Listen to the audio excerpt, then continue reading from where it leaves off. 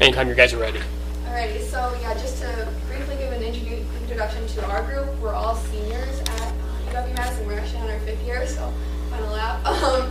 And we're all part of this course. There's about 50 students in our capstone course, and this is just one of the projects that we were all very excited, I think, that we got selected to be a part of and work with you guys. I think we get a lot of enjoyment out of having an actual community partner, which not all the capstone groups get, but we're very lucky to be working with you guys. So that will begin our presentation. So like Brooke said, today we're going to be talking about our preliminary design regarding the renewable energy system here at Juda School. So like Brooke said, we are a part of the Eco Engineering team, 5 fifth-year seniors at the University of Wisconsin-Madison. And before we begin, I think it's important to just introduce who we are as individuals. So. Yeah, I'm Brooke Martin, studying civil and environmental engineering. And I'm Connor Aker. I'm studying geological engineering, and I've been serving as our geotechnical engineer. My name is Emma Connell, and I'm also a 5th-year civil environmental engineer student, and I am the environmental engineer lead for this project as well. My name is Morgan Keck. I am also a civil and environmental engineer at Madison, and I've been doing the structural engineering for this project. And I'm Robin Ritchie. I'm a 5th-year civil and environmental engineer, and I've been doing the construction engineering. So as you all know, this is the location of the Juda School site. And I just want to point out 2 specific parts that we have here, specifically the area on the rooftop and the field west of the school. And these areas will both be utilized or could potentially be utilized for a renewable energy system.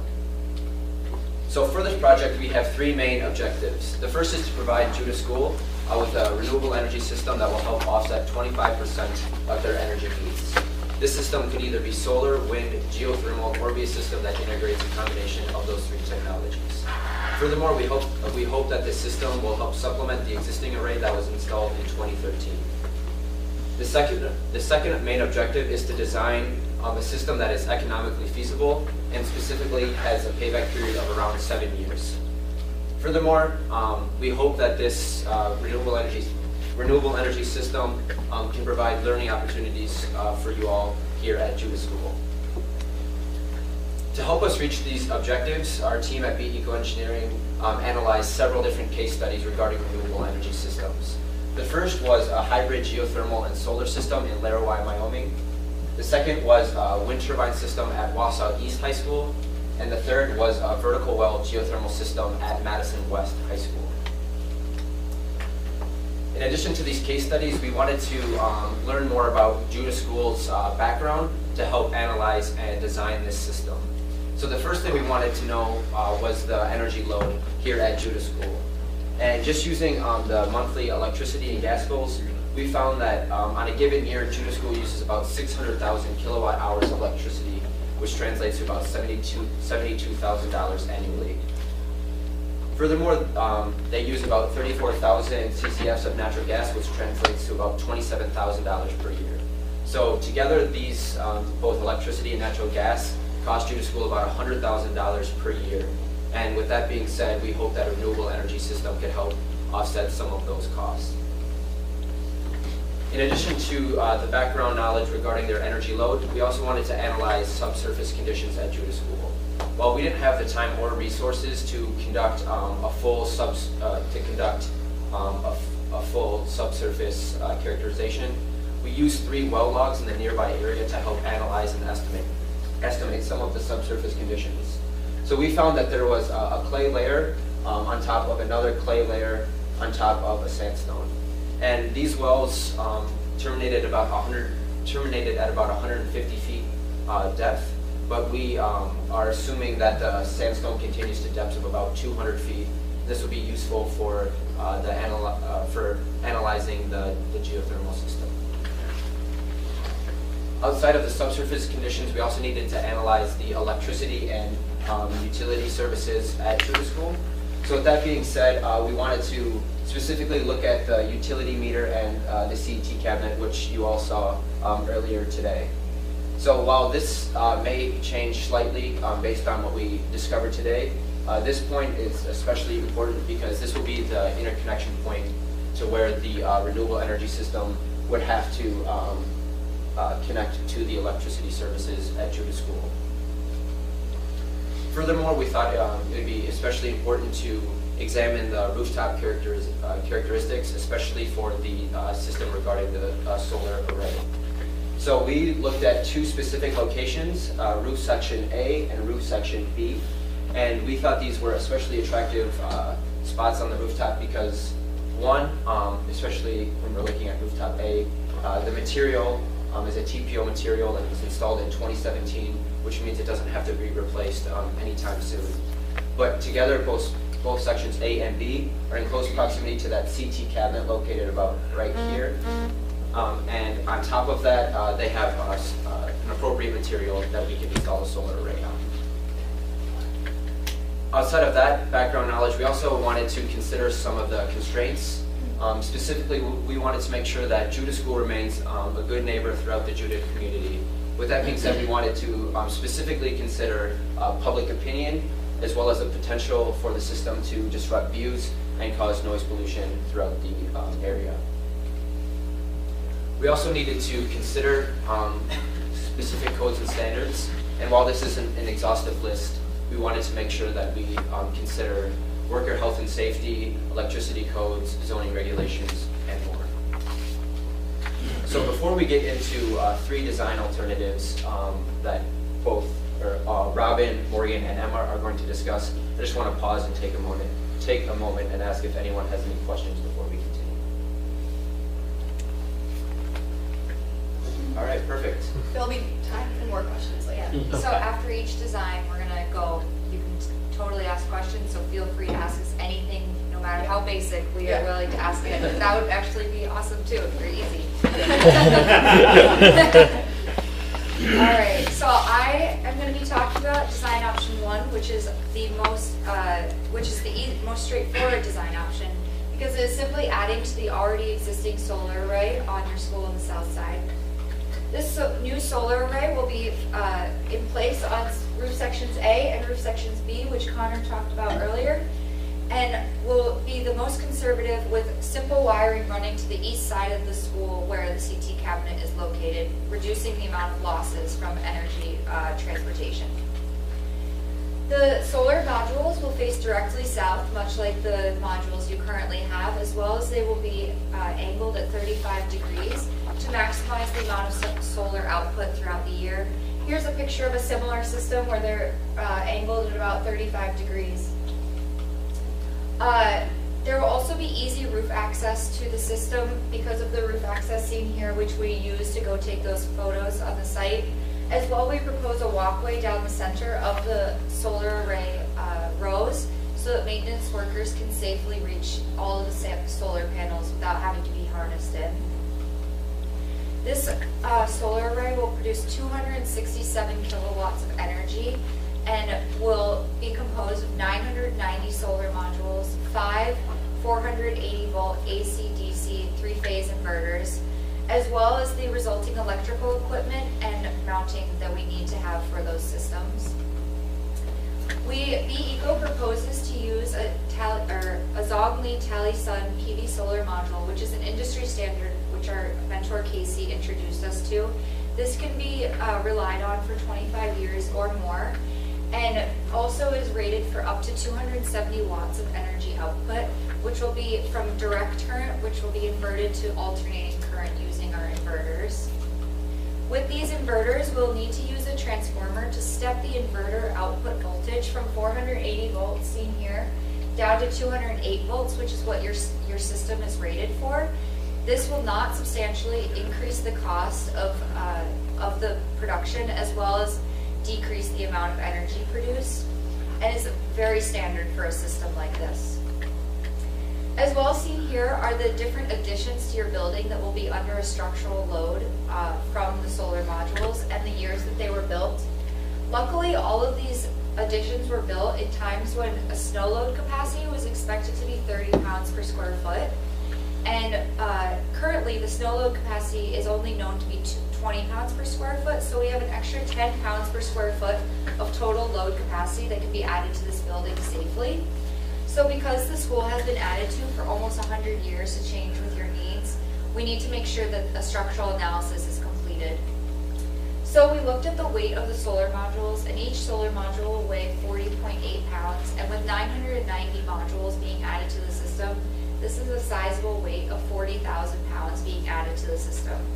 However, this will be over the 17,000 square feet of area which it'll be installed on, and this will result in only 2.3 pounds per square foot being added to each section of the roof, which is much lower than that 10 pounds per square foot that we currently have of extra load capacity. So in conclusion, this means that the building will be structurally sound for solar panels to be added to the roof, and thus we can reasonably recommend that solution.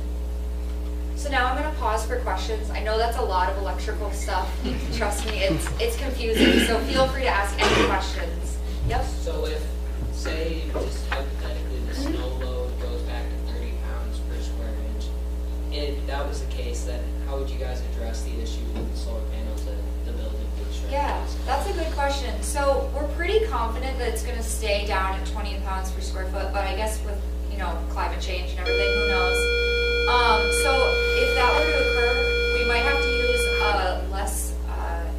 a smaller mounting system, which might not be as heavy, because there's a couple pounds extra that will be added from mounting this system. So we would take that into account. And then you could also reinforce the roof as well if you needed to, with like I-beams and steel and things like that. But we're pretty confident we won't have to do that, because that 10 pounds per square foot is really a lot of extra wiggle room. Can we just have trying to shovel? Yeah,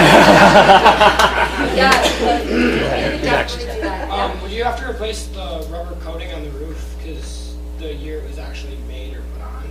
Yeah, so I'm going to talk about that in a little while, but so roof section A is made of that TPO, which is a synthetic material, which is great. It's also white, which means that it will reflect the heat away from the solar panels, so that cooling is a little bit more efficient. But the roof section B is made of that black rubber material, which is not as ideal as well. It's been there for a while, and so we're going to want to make sure we replace that before we put solar modules on roof section B. But we'll talk about that in a little bit as well. Yeah. So you said maintenance. So what type of maintenance is needed on the solar panels, and how often? Yeah, so usually maintenance, we have it budgeted about $5,000 a year, but we can say that that's a high range. That includes like clearing snow off of them if you need to, sometimes wiring. We got free labor. So. Yeah. I don't know if we should put the kids on the roof. I'm kidding. The wiring associated with it, as well as sometimes a solar module can be damaged if you have a hailstorm, or we're pretty clear of trees, but should like a branch or something fall on that. But it's pretty reasonable maintenance, as well as you normally hire someone like a solar professional like Sunpeak to come in and do some of that maintenance as well, to make sure that it's done by a professional who understands what a solar module means. So it's pretty standard, and I don't think it should require too much effort on your guys' part. How are the panels connected to the roof? You said they're angled at 35 degrees. How's the connection made to the roof, or through the roof, or whatever? We're still investigating that. That's going to be brought to fruition in our final design. We have a couple mounting possibilities right now. Some of them include using steel beams that will be bolted into the roof, so we have to make sure that the structural capacity of the roof is taken into account, as well as making sure that there's no leaks or anything from those holes essentially that go into the roof. Or there's other mounting possibilities, which you could use concrete kind of like, what do you call it? A ballast. A ballast, block. yeah, Okay. a ballast system to hold it down as well, because we need to take into account the wind that's blowing over the solar panels and make sure that they're not going to be pulled off by the wind. All right. I got one more question. Okay, yeah. You mentioned energy transportation and losses. I guess maybe you could just expand a little. I don't. How much? What are losses? Yeah. Is it due to the wire and just okay? So the longer that your energy has to be transported from like one site to another, Emma will kind of talk about this because it's an even bigger issue with wind. Okay. Because that's even farther. But the longer your wiring has to go, there are losses associated with heat and other electrical components, which will minimize or not minimize, but it could reduce your power output. So the closer you can be to the point of connection, the better. Okay. So, yeah. So will this system be separate from our current system? Yep, completely separate. So the 5 inverters will be, will go to 5 separate strings of the system. And yeah, it'll be completely separate. It'll be hooked up possibly in the same area, but also we talked about today, we might not be hooking up to the CT cabinet. So it should be completely separate, completely independent of what's going on with that other system, but still supplying energy to the same meter. What kind of amps are each of the inverters giving back to the system? Do you know? That's this. He's talking about the inverter. We don't have that on hand. That's all right. But we do the voltage because that's the most important to make sure the voltage aligns with your current voltage. Yeah. Right now, yeah, we don't have that. Okay. We can talk to you after class. We have it on it. Yeah, we can look it up. Okay. How significant would the losses be from like what you were talking about with the energy transportation? How significant are those? Not very significant, especially because we're so close to that CT cabinet. It's negligible. We can just assume that it's going to be within a range of plus or minus a certain amount that's not substantial to how your energy bills will play out. Awesome. Great questions, guys. That was really cool. I love it. It's like the crickets when you get the first presentation. Yeah. When we gave it to the Yeah. professionals, they were, yeah. I'm going to hand it off to Emma, who's going to talk about our second design option, which is a wind turbine. Thank you, Robin. So our second design option is a wind turbine that would be located just north of the playground, which you can see here. It's the yellow dot on this map. This location was selected because it meets Greene County's setback requirements, as well as is out of the way of your recess area, which you guys use frequently, or daily, I should say. So this site was also picked because it does have a relatively short wire run distance of only 500 feet. So going back to Robin's wire run distance for the solar panel, this is even more. So 500 feet sounds like a lot, but for a wind turbine that we're proposing that's this big, the energy losses, even over 500 feet, shouldn't be anything, should be negligible. In my research for the system, anything over a mile, that was a little bit more like concerning for any losses, but even 500 feet, you shouldn't have to worry about. This site also does not require any service panel upgrades, which keeps this option's initial costs down. Moving on, so this is actually like some photos that we took of the proposed site for the wind turbine here at Juda. It'd be located right behind this grove of pine trees. These are the technical specs for this NPS wind turbine. So it's a 100 kilowatt wind turbine, and this is actually a photo of the one that we'd be proposing. I'd like to draw your attention to the hub height of 37 meters, as well as the 284 kilowatt hour annual energy production. So this hub height was chosen to take advantage of the 13-mile-per-hour winds found at this height, and this annual energy output will actually exceed Juda's goal, supplementing about 32% of their annual energy costs. A full wind assessment would have to be done in order to take into account losses due to wind and frequency and wind shear values, but as we do not have the time or the equipment to do this, the annual energy production seen here does not take those into account. Another factor that we had to consider for this option was potential wind obstruction. So the ones I'll be focusing on here are the three main ones, which are the pine trees directly south of the wind turbine site, the trees to the northwest, and the school to the east. Greene County does have a code that says anything within 500 feet of the turbine must be below 30 feet of the lowest point that the blade will ever reach. And though all three of these structures are within this 500 feet, they meet the requirement and are below the 30 feet. So in conclusion, the EGO believes that there shouldn't be any wind losses due to structure obstruction. Moving on, a geotechnical analysis is necessary in order to design proper foundation for this wind turbine. So our geotechnical engineer Connor Aker, along with Professor Tinjum, who is a renewable energy expert at Madison, who's been assisting us with these designs, have recommended a sub tower embedded in a taper slab foundation, which will be made of concrete and reinforced steel, which can be seen here.